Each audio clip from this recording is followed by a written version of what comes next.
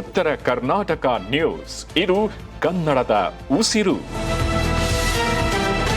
Gornalli B ಗ್ರಾಮದಲ್ಲಿ ಘನ ತ್ಯಾಜ್ಯ ಸುರಿಯುತ್ತಿರುವುದಕ್ಕೆ ಗ್ರಾಮಸ್ಥರು ಆಕ್ರೋಶವನ್ನ ವ್ಯಕ್ತಪಡಿಸಿದ್ದಾರೆ. 2-3 ದಿನ ಮಾತ್ರ ಎಂದ ಅಧಿಕಾರಿಗಳು ತಿಂಗಳಿನಿಂದ ಕಸ ಸುರಿಯುತ್ತಿರುವ ಆರೋಪ ಕೇಳಿಬರ್ತಿದೆ.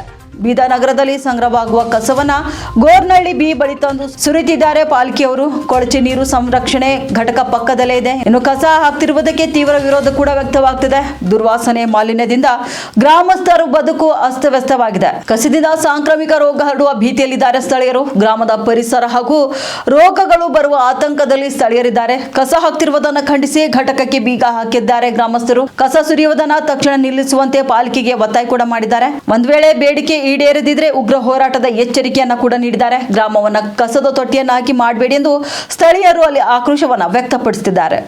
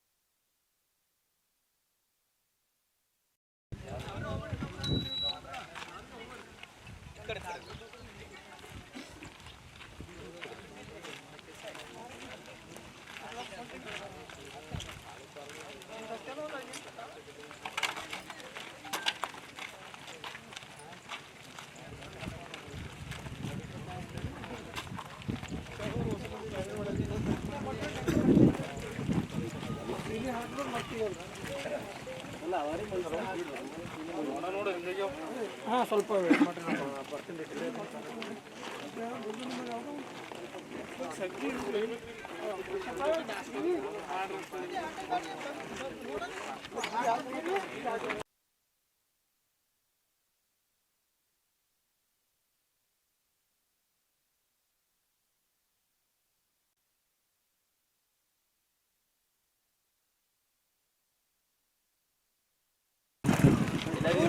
ಜಲ್ದಿ ನೆಕ್ಸ್ಟ್ ಮಾಡ್ತಾರೆ ಒಂದು ತಿಂಗಳೈತಿ ಕೆಲಸ ಕೂಡ ಮತ್ತೆ ಪುಲ್ಯ ಹಾಕ್ತಿರೋ ಹೊಡಿತಾರೆ. ಎಷ್ಟು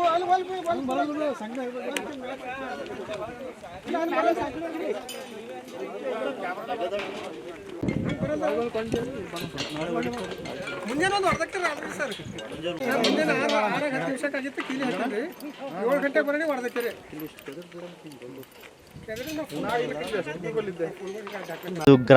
ಗೋರ್ನಳ್ಳಿ ಬಿ ಹತ್ತಿರ ಇರೋದು.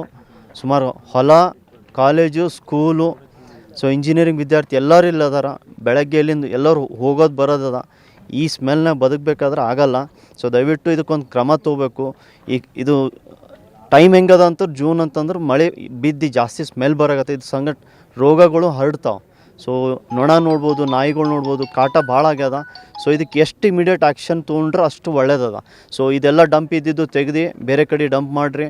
ಇಲ್ಲ ಅಂತಂತಂದ್ರೆ ಇದಕ್ಕೆ ಮುಂದಿಗೆ ಏನದ ಅಂತಂದ್ರೆ ನಮ್ಮ ವಿದ್ಯಾರ್ಥಿಗಳು ನಮ್ಮದೆಲ್ಲ ಪೂರ ಕ್ಯಾಂಪಸ್ ಎಲ್ಲ ವಿದ್ಯಾರ್ಥಿ ಸ್ಟಾಫ್ ಎಲ್ಲ ಬಂದು ಕೇಸಿಂದ ಅವ್ರು ಕಮಿಷನರ್ ಆಫೀಸಿಗೆ ಕೇಳ್ತೀವಿ. ಮುಂದೆ ಅವ್ರು ಏನು ಕ್ರಮ ತೊಗೊತಾನ ಅಲ್ಲಿ ನಾವು ಜರಗಲ್ಲ, ದೊಡ್ಡ ಹೋರಾಟ ಮಾಡ್ತೀವಿ. ಯಾಕಂದ್ರೆ ನಾವು ಈ ರೋಗ ತೊಗೊಂಡು ಬದುಕೋಕ್ಕಾಗಲ್ಲ.